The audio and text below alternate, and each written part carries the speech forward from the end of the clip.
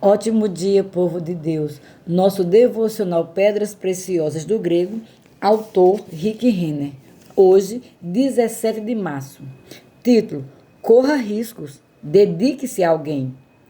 Texto base, 2 Timóteo, capítulo 2, verso 2.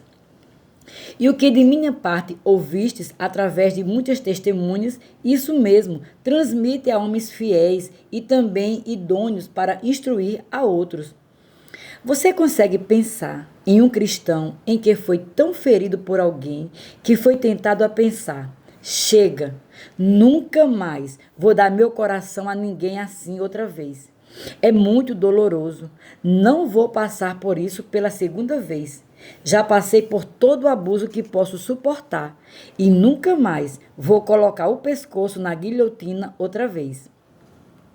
Acho que todo mundo já passou por experiências dolorosas de traição, deslealdade, engano e infidelidade nos seus relacionamentos com os outros.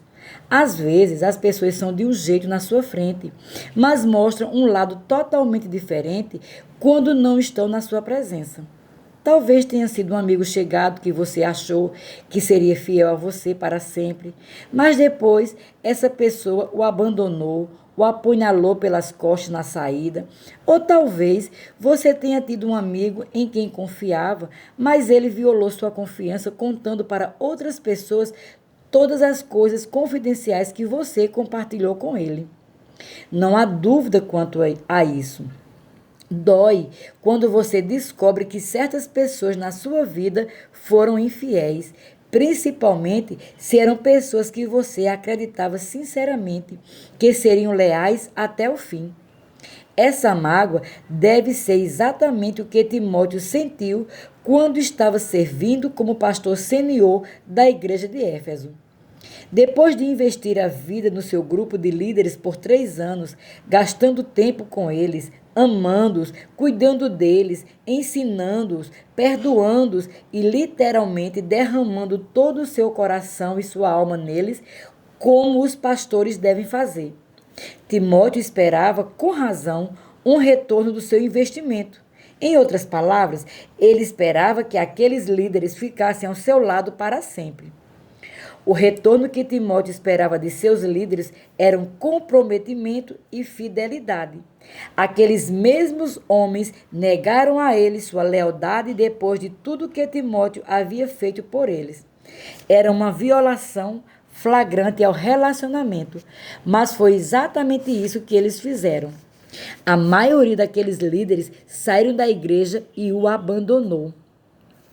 É um fato histórico que, por causa das perseguições de Nero contra a igreja, massas de cristãos deixaram a igreja de Éfeso e voltaram aos seus antigos templos pagãos.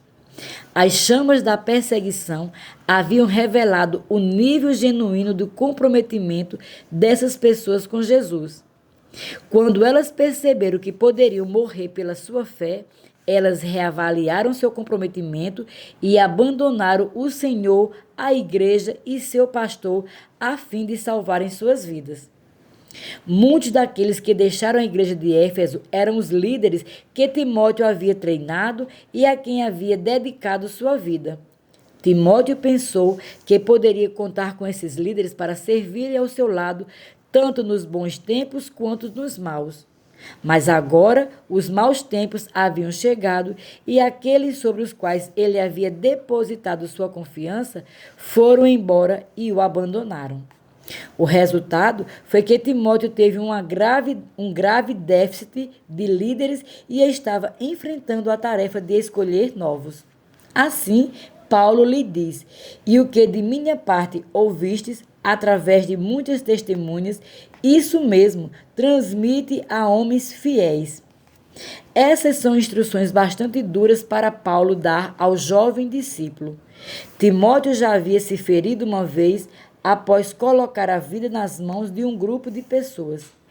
Ele sabia como era ser apunhalado pelas costas por pessoas em quem ele confiava. Não obstante, Paulo agora diz a Timóteo para escolher um novo grupo e começar tudo de novo. Naquele instante, a dor emocional de Timóteo deve ter sido enorme. Estou certo de que foi difícil para ele ouvir as palavras de Paulo. Assim como você e eu nos sentimos no passado, ele provavelmente pensou: esqueça, já passei por esta dor uma vez e não gosto da ideia de passar por ela de novo. Vou simplesmente pastorear esta igreja sozinho. Mas não é possível fazer nenhuma obra monumental sozinho. Assim, se uma pessoa foi ferida, ela eventualmente precisará superar isso, escolher novos líderes e amigos e começar de novo. É por isso que Paulo disse a ele: e o que de minha parte ouviste através de muitas testemunhas, isso mesmo transmite a homens fiéis. A palavra transmitir vem da palavra grega paratínime, composta pelas palavras para e títime. A palavra para uma palavra grega que significa ao lado de. Ela se refere a alguma coisa que está próxima ou perto. Mas em 2 Timóteo, capítulo 2, verso 2, ela apresenta a imagem de relacionamentos íntimos. A segunda parte da palavra grega é títime, que significa colocar, largar alguma coisa ou posicionar alguma coisa. Quando as palavras para e títime são unidas, criando a palavra paratítime, essa palavra significa aproximar-se a fim de fazer algum tipo de depósito, como uma pessoa que vai ao banco para guardar algo em segurança no cofre da instituição. De forma significativa, essa agora é a palavra que Paulo usa quando diz a Timóteo para transmitir essas coisas a um novo grupo de líderes. Timóteo entendeu claramente a instrução de Paulo. Ele devia escolher um novo grupo de líderes, colocar-se bem ao lado deles e depositar sua vida nas mãos deles. A palavra grega para deixou claro que isso não era algo que podia ser feito à distância. Timóteo teria necessidade de colocar sua dor e sua mágoa de lado e se tornar vulnerável para um novo grupo de líderes. Em outras palavras, ele tinha de entregar o coração pela segunda vez. Por causa da experiência passada de Timóteo com os líderes que haviam desertado, essa ordem de Paulo pode ter sido uma das mais assustadoras que o jovem ministro já havia recebido. Timóteo pode ter pensado: espere um instante, já dediquei a vida a um grupo de pessoas, mas quando precisei delas, quando precisei sacar aquele depósito, elas se foram. Meu último depósito nas pessoas não funcionou muito bem. Elas me magoaram. Não sei se estou disposto a fazer esse tipo de investimento outra vez. Timóteo pode ter se perguntado: isso não é levar as coisas longe demais? Deus realmente espera que eu me arrisque outra vez depois de ter sido ferido? Mas era exatamente isso que Paulo estava dizendo a ele para fazer.